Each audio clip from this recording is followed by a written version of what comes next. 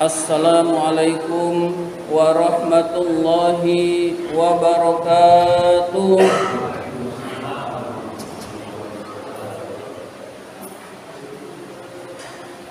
Alhamdulillahi rabbil alamin, wa bihi nasta'in ala umurid dunya waddin.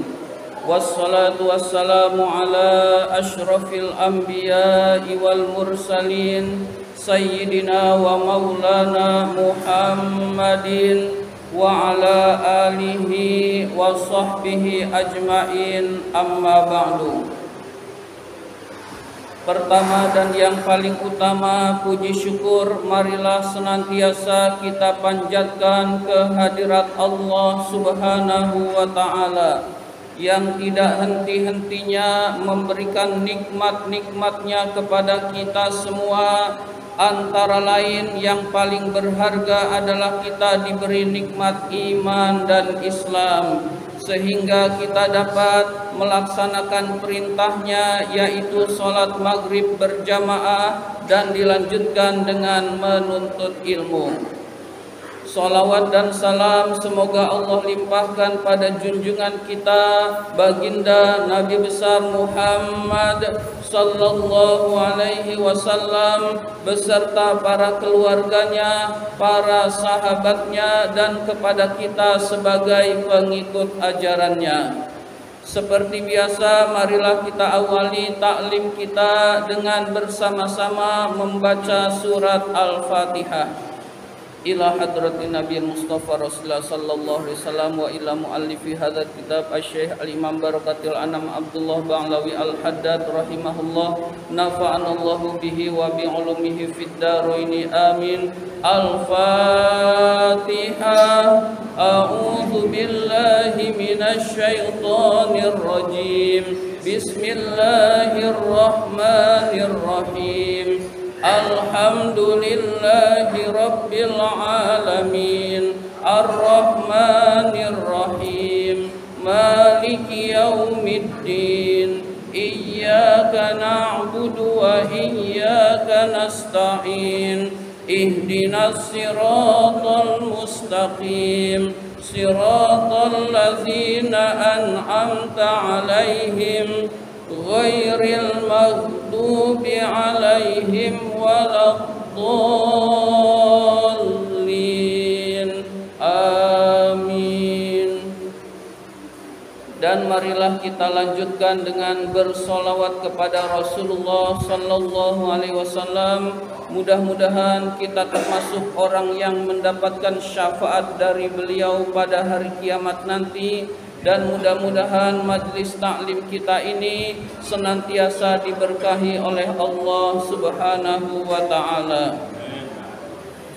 Ya Rabbi bil Mustafa balligh maqasidana waghfir lana ma madha ya wasi'al karami.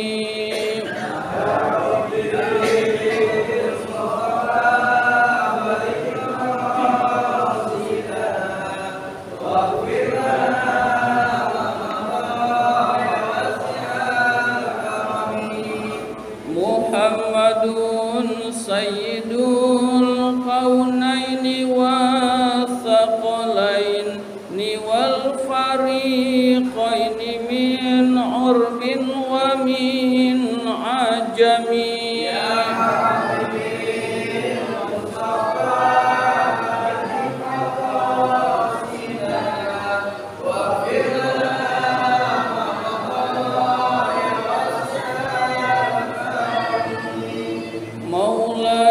Salli wa sallim daiman abada ala habibika khairi khalqi kullihim.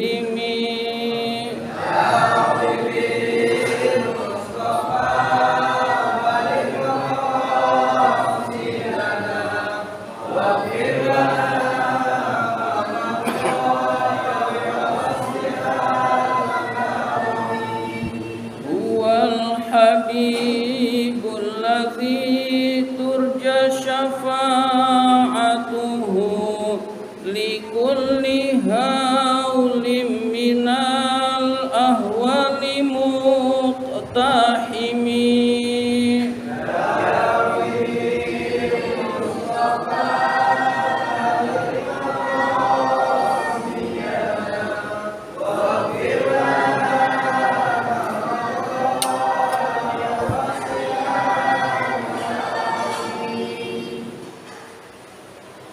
Bismillahirrahmanirrahim. Marilah kita lanjutkan taklim kita, pembahasan kitab An-Nasaihud Diniyah ini. Sekarang halaman 68 yang atas, baris pertama.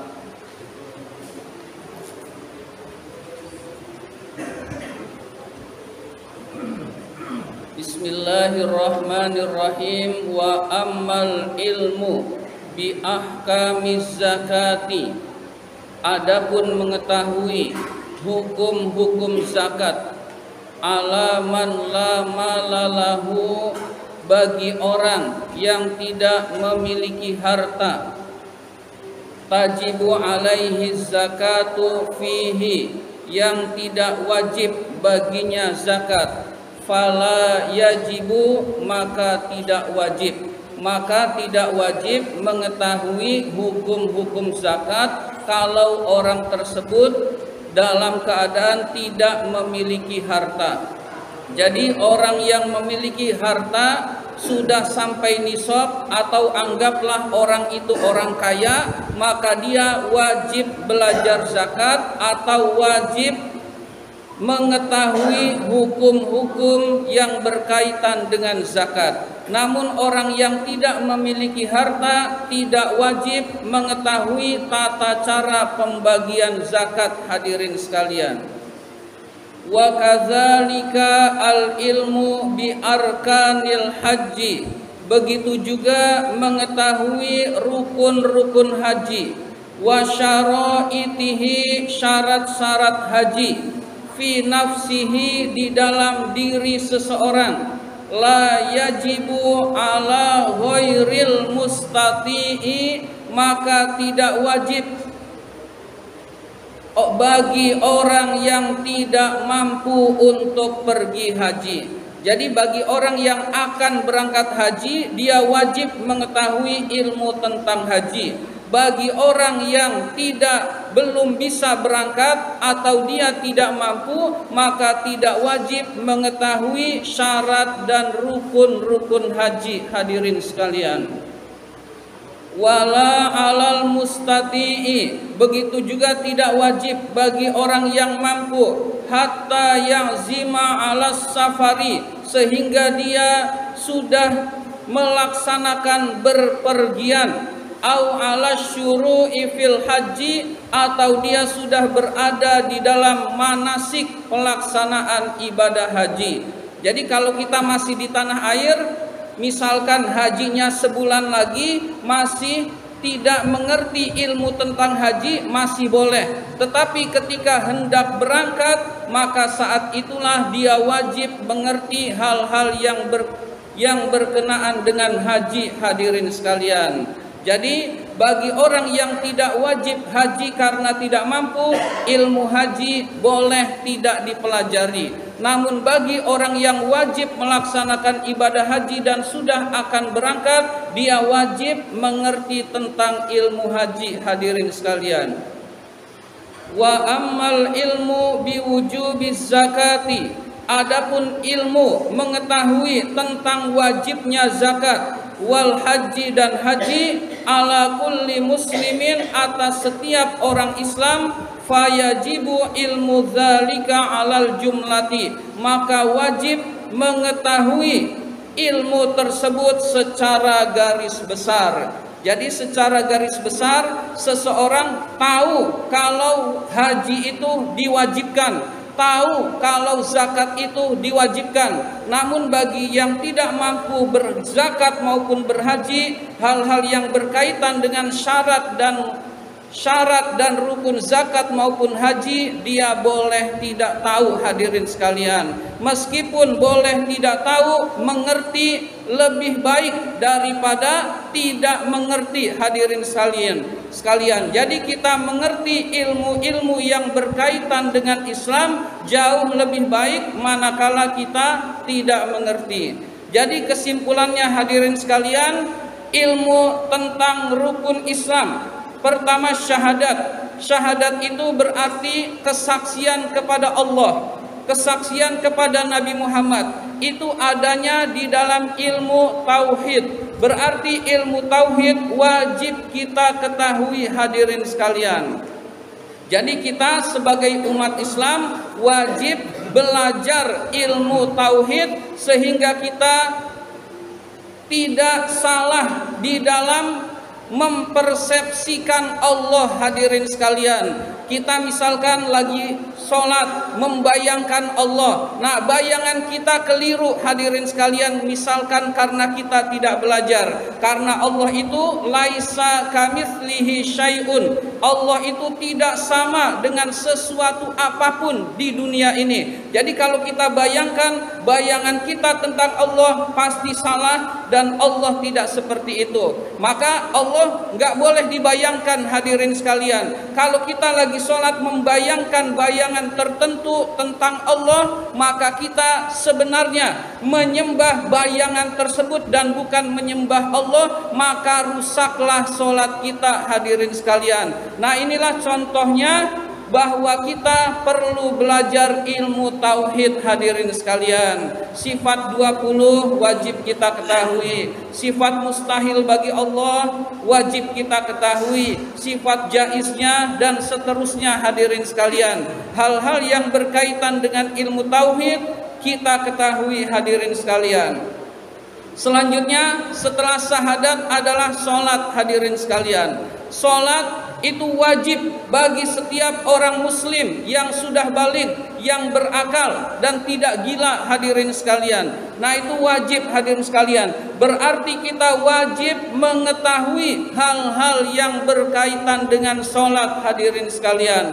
Sholat itu diawali dengan toharoh. Maka seorang muslim wajib juga belajar dari toharoh. Toharoh itu bersuci, hadirin sekalian. Cara mandi sesuai syariat, kemudian cara berwudu yang benar, kemudian cara menghilangkan najis, itu umat Islam wajib mengetahui karena berkaitan dengan ibadah sholat yang merupakan tiang agama, hadirin sekalian. Jadi fikihnya adalah toharoh wajib, ilmu tentang sholat wajib, hadirin sekalian.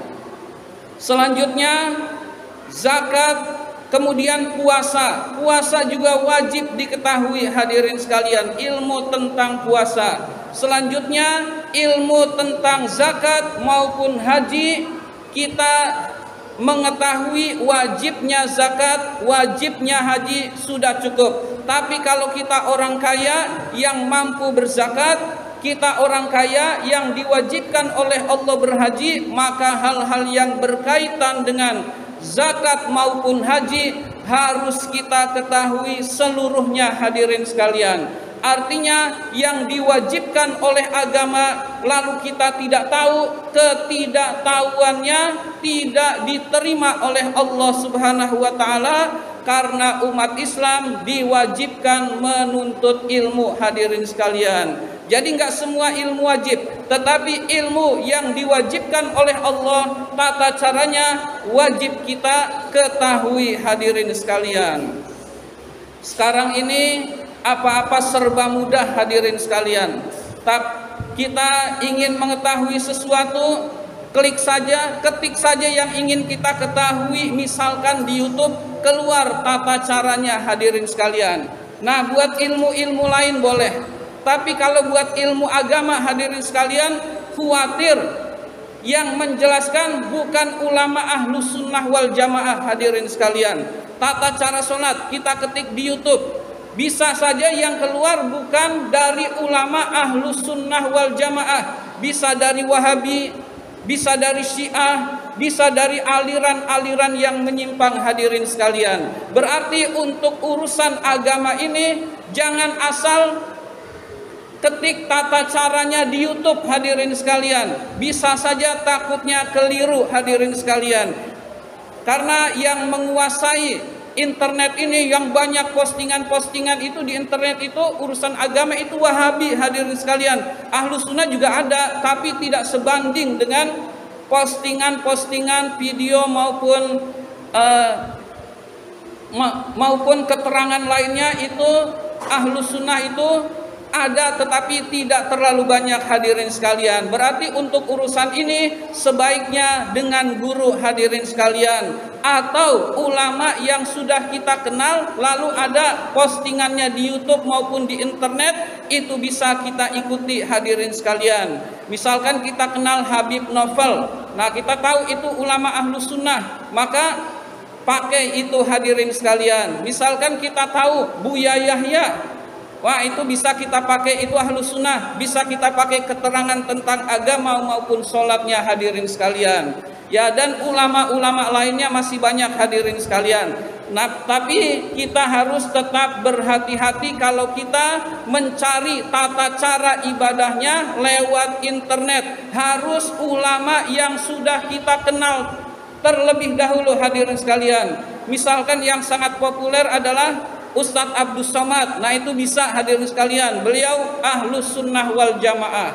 Jadi yang kita kenal dulu, baru kita tahu tata cara ibadah dari beliau hadirin sekalian. Tapi kalau kita asal sembarang lalu yang penting bisa sholat, ya bisa saja sholatnya keliru, kita tidak tahu hadirin sekalian. Jadi ulama-ulama Ahlus Sunnah wal Jamaah itulah yang kita ikuti hadirin sekalian. Sebab apalagi di zaman sekarang banyak ulama su hadirin sekalian. Ulama su itu adalah dia pinter agama, dia alim, ilmu agamanya tinggi, tapi tujuannya dunia hadirin sekalian. Cirinya yang paling menonjol adalah sering melontarkan ungkapan-ungkapan yang menyinggung perasaan umat Islam. Itu sudah tidak diragukan lagi, itu ulama su hadirin sekalian. Misalkan agama Islam tidak sempurna, karena di dunia ini tidak ada yang sempurna. Bagaimana mungkin agama Islam tidak sempurna hadirin sekalian? Dalilnya ada, al-yauma akmaltu lakum dinakum wa atmamtu alaikum ni'mati wa raditu lakumul islam madina. Jadi hadirin sekalian, menganggap agama Islam tidak sempurna itu pasti ulama su hadirin sekalian. Ulama yang buruk, ulama yang jahat, ulama yang menyesatkan umat. Dan Rasul sangat takut kepada ulama ini, umatnya akan tergelincir. Lebih takut daripada takutnya tergelincirnya kepada Dajjal hadirin sekalian. Kalau Dajjal ciri-cirinya sangat jelas, tapi ulama su ini pakai sorbannya sama, pakai jubahnya sama, pakai udeng-udeng maupun gamisnya sama hadirin sekalian. Tetapi ucapan-ucapannya senantiasa menyinggung, menyakiti hati umat Islam hadirin sekalian. Misalkan semua agama sama saja, semua agama nanti ujung-ujungnya masuk surga hadirin sekalian. Mana mungkin semua agama sama saja hadirin sekalian. Tata cara ibadahnya saja berbeda, tentu saja ujungnya berbeda hadirin sekalian. Ya. Wa may yabtaghi ghairal islami dinan fala yuqbala minhu wa huwa fil akhirati minal khosirin. Barang siapa yang mencari agama selain Islam, maka tidak akan diterima oleh Allah, akan ditolak, dan di akhirat nanti termasuk orang-orang yang rugi hadirin sekalian. Nah ini dalilnya jelas hadirin sekalian, agama itu tidak sama. Kita umat Islam yakin Islamlah yang benar hadirin sekalian. Islamlah yang menyebabkan kita selamat di dunia maupun di akhirat hadirin sekalian. Jadi kalau ilmu-ilmu lain kita asal nyari aja nggak jadi masalah. Cara membuat martabak kita klik, cari nggak masalah. Cara membangun rumah, ya kita klik nggak jadi masalah. Tapi urusan akhirat jangan, hadirin sekalian. Kita tahu ulamanya dulu.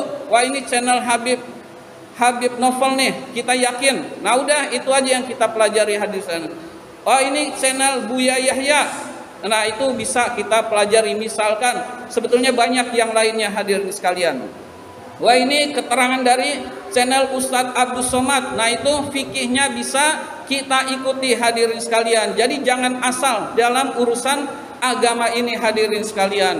Kalau asal kita keliru, ternyata salah, kemudian na'udzubillah min zalik, hadirin sekalian. Jadi hal-hal yang berkaitan dengan rukun Islam yang 5 wajib kita ketahui tata caranya secara garis besar, hadirin sekalian. Bismillahirrahmanirrahim. Alinea berikutnya, wa ammal ilmu, adapun mengetahui, bisyurutil bai'i, syarat-syarat jual beli, wasyira'i, bisyurutil bai'i, syarat-syarat menjual, wasyira'i, dan membeli, wal muamalati, dan hubungan sesama manusia, wan nikahi, pernikahan, fayajibu, maka wajib, ala man arada dukhula fi syai'in minha, wajib mengetahui bagi orang yang masuk ke dalam urusan tersebut, urusan jual beli, urusan muamalat, urusan nikah. Minha ayya'lama hukmallahi fihi, wajib mengetahui hukum Allah yang ada di dalamnya, wa ma tasihhu, apa-apa yang sah, wa ma tasihhu bihi, apa-apa yang menyebabkan sah, wa ma tafsudu bihi, dan apa-apa yang merusaknya maupun membatalkannya, hadirin sekalian. Kita umat Islam sering berjual beli. Nah, kita harus tahu jual beli yang diperintahkan, yang dibolehkan agama, dan jual beli yang tidak dibolehkan oleh agama. Itu kita harus tahu, hadirin sekalian. Nggak tahu lalu kita salah, dosa, hadirin sekalian. Misalkan contohnya, jual beli itu barangnya harus jelas. Kalau barangnya tidak jelas, maka jual belinya tidak sah, hadirin sekalian.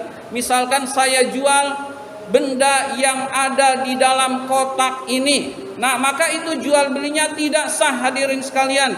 Bisa isinya batu, bisa isinya emas, bisa isinya benda lain, kita tidak tahu, maka jual beli seperti itu hukumnya tidak sah, hadirin sekalian. Jual beli harus benar bendanya, harus diketahui bendanya, maupun kalau bendanya belum ada, ciri-ciri bendanya juga harus ada. Itu yang dinamakan pesanan atau salam, hadirin sekalian. Misalkan jual beli itu harus suka sama suka, pembeli maupun penjual dua-duanya suka. Kalau ada salah satu yang terpaksa, jual belinya haram, uang yang didapat uang yang haram, hadirin sekalian. Berarti jual beli itu harus suka sama suka, tidak terpaksa, hadirin sekalian. Misalkan juga jual beli itu harus bendanya sudah bisa diserah terimakan, hadirin sekalian. Misalkan ada orang bilang, itu di atas pohon burung saya itu harganya 500.000, silahkan tangkap sendiri. Nah maka jual beli seperti itu tidak sah, karena tidak bisa diserah terimakan bendanya, hadirin sekalian. Emang betul burung milik dia, tetapi di atas pohon, maka bendanya tidak bisa diserah terimakan, juga tidak boleh, hadirin sekalian. Juga misalkan sesuatu yang masih spekulasi, sesuatu yang masih belum jelas, itu juga dilarang dijual belikan di dalam agama. Misalkan ini pohon mangga ini 2 bulan lagi berbuah lebat, lalu dibayarin buahnya, lalu dibayarin buahnya. Nah, jual beli seperti ini, buahnya belum ada di pohon lalu dijual belikan, maka jual belinya tidak sah juga hadirin sekalian. Jadi sudah kelihatan buah-buahnya nampak, maka itu baru dijual belikan baru bisa. Atau kalaupun masih kecil itu pun nggak bisa. Misalkan masih berupa bunga-bunga yang kemudian nanti menjadi buah, itu pun tidak boleh dijual belikan, karena bisa saja angin kencang berhembus kemudian rontok semua lalu buahnya tidak jadi, itu pun tidak bisa hadirin sekalian. Jadi memang betul-betul sudah bisa serah terimakan hadirin sekalian. Misalkan buah ini, pohon ini buahnya udah nampak, oh sekian harganya sekian, nah itu boleh hadirin sekalian. Meskipun ngambil sendiri juga itu kan ada hitungannya, nah itu berarti tetap bisa hadirin sekalian. Tetapi kalau buahnya di pohon belum nampak lalu dijual belikan, jual belinya tidak sah hadirin sekalian. Nah itu contoh-contoh tentang jual beli yang tidak sah di dalam agama hadirin sekalian. Nah umat Islam itu harus tahu hal-hal yang berkaitan dengan jual beli, karena kesehariannya pasti ada praktek jual beli hadirin sekalian. Misalkan tidak tahu lalu dia terjebak ke dalam jual beli yang diharamkan oleh Allah, maka alasan tidak taunya tidak diterima oleh Allah Subhanahu wa taala, karena umat Islam wajib diperintahkan oleh Allah untuk belajar hadirin sekalian. Sebetulnya fikih itu bukan cuma sholat, puasa, haji, toharoh, zakat hadirin sekalian. Setelah bab haji itu bab jual beli hadirin sekalian, namanya muamalah. Lalu bab jual beli terus sampai kepada hukum pidana perdata pun dijelaskan di dalam fikih hadirin sekalian. Jadi sebaiknya itu kita kalau belajar fikih ya sampai babul bai', bab jual beli hadirin sekalian, agar jual beli kita benar-benar sesuai dengan syariat agama atau yang dibenarkan oleh agama hadirin sekalian. Begitu juga tentang nikah, kita tahu syarat, rukun dan hal-hal yang berkaitan dengan nikah hadirin sekalian. Itu biasanya sebelum nikah itu dipelajari oleh penghulu secara ringkas hadirin sekalian. Wa fi ibtidaiha, di dalam permulaannya, wa fid dawami 'alaiha, dan di dalam berkelanjutan terus-menerusnya. Wala budda lahu min dzalika, maka hukum-hukum itu harus diketahui. Wa illa, jika tidak, waqa'a fi ma yashatullah, dia akan jatuh kepada yang dimurkai oleh Allah, alaihi, kepada orang tersebut, sya'a am aba, baik dia menghendaki atau tidak, baik dia tahu atau tidak. Jadi kalau dia jatuh kepada larangan Allah padahal dia tidak tahu, dia tetap berdosa hukumnya hadirin sekalian, karena Allah memerintahkan untuk menuntut ilmu hadirin sekalian. Jadi baik dia tahu maupun dia tidak tahu, kalau terjebak kepada larangan Allah lalu dia mengerjakan larangan Allah, dia akan berdosa hukumnya hadirin sekalian. Fa innal jahila, maka sesungguhnya orang yang bodoh, muta'arridun, adalah menawarkan diri, bijahlihi, karena kebodohannya, lisuhtillahi, pada kemurkaan Allah. Jadi orang yang tidak tahu ilmu agama, orang yang bodoh terhadap tata cara ibadah, dia sebenarnya menawarkan diri pada kemurkaan Allah hadirin sekalian. Walil wuqu'i fil hilaki, dan dia jatuh fil hilaki, di dalam kebinasaan, ala kulli halin, di dalam setiap keadaan. Wa kaifa la yakunu kadzalika, bagaimana hal itu tidak terjadi. Wa rubbama ya'taqidu fi ba'dil wajibati annaha minal muharramati, kadang-kadang dia ya'taqidu meyakini sesuatu yang wajib bahwa itu termasuk yang diharamkan oleh Allah, au annaha laisat biwajibatin, dan menganggap itu tidak wajib. Jadi bisa saja karena ketidaktahuannya ada kewajiban, dia anggap itu yang diharamkan oleh Allah, atau dia anggap itu yang bukan wajib, sehingga hal itu menyebabkan dia tidak mengerjakan kewajiban, sehingga dia mendapatkan murka Allah Subhanahu wa taala. Wa fi ba'dil muharramati, dan terhadap sebagian yang diharamkan oleh Allah, annaha minal wajibati, bahwa itu termasuk yang diwajibkan oleh Allah, au minat ta'ati, atau termasuk ketaatan pada Allah, au annaha laisat bimuharramatin, atau tidak menganggap hal itu diharamkan oleh Allah Subhanahu wa taala. Jadi bisa saja ada yang dilarang oleh Allah dianggap itu yang wajib, padahal itu larangan Allah. Ada yang wajib dianggap itu diharamkan oleh Allah, sehingga dia jatuh ke dalam kemurkaan Allah Subhanahu wa taala. Nauzubillah min zalik. Hadirin sekalian, berarti kita umat Islam hendaklah hal-hal yang berkaitan dengan agama kita pelajari. Hadirin sekalian, kita luangkan waktu untuk mendalami agama. Hadirin sekalian, hal-hal yang berkaitan dengan keseharian kita hendaklah kita mengetahui, sehingga tidak terjebak ke dalam yang dilarang oleh Allah Subhanahu wa taala. Ini saja yang dapat saya sampaikan. Terima kasih atas perhatian. Mohon maaf apabila ada kata-kata yang kurang berkenan. Wabillahi taufik wal hidayah. Wassalamualaikum warahmatullahi wabarakatuh.